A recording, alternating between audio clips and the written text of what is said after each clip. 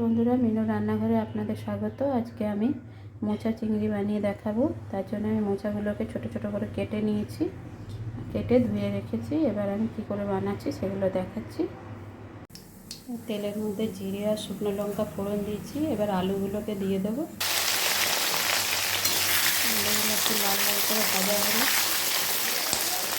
নুন হলুদ দিয়ে দেবো। তারপরে নুন হলুদ দিয়ে দিয়েছি। একটু ভালো করে ভেজে নেব।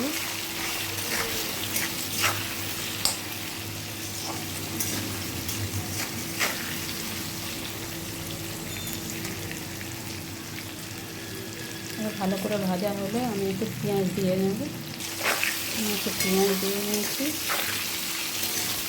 এবার আলু আর পেঁয়াজ একটু ভালো করে ভাজা হলে চিংড়ি মাছগুলোকে দিয়ে দেবো। পেঁয়াজটা আর আলুটা একটু ভাজা হোক, তারপরে আমি পেছনে চিংড়ি মাছগুলোকে দিয়ে দেবো। পেঁয়াজগুলো ভাজা হয়ে যাচ্ছে।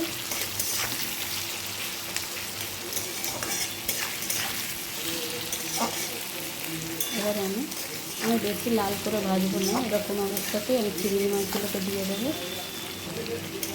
চিংড়ি মাছগুলোকে দিয়ে দেবো।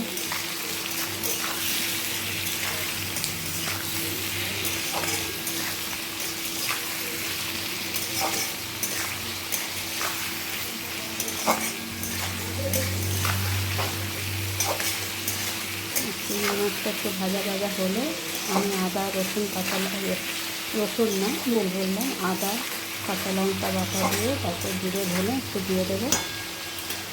দেখুন বন্ধুরা, আমি জিরে ধনে একটু লঙ্কা গুঁড়ো দিয়ে নিয়েছি। চিংড়ি মাছগুলো ভাজা হয়ে এসছে। এবার আমি আদা রসুন বাটাটাও দিয়ে দেবো। বাটাটাও দিয়ে দিয়েছি। এবার একটু ভালো করে কষিয়ে নিয়ে আমি মশলাটা সেদ্ধ করে রেখেছিলাম, এই মশলাটা দিয়ে দেবো।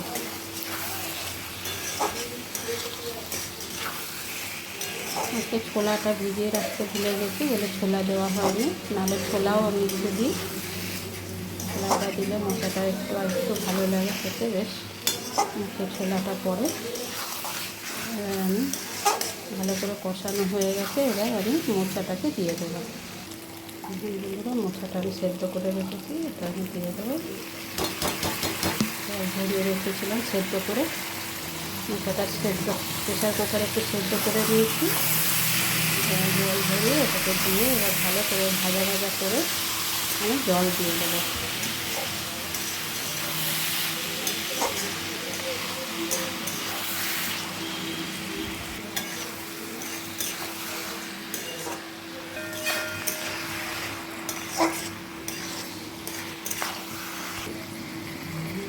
জলটা দিয়ে দিলাম।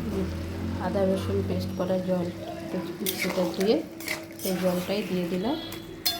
বেশি জল দিতে লাগে না, অল্প জল দিয়ে একটু হালকা আঁচ করে ঢাকা দিয়ে দিয়ে এটা সেদ্ধ করে নিতে হবে।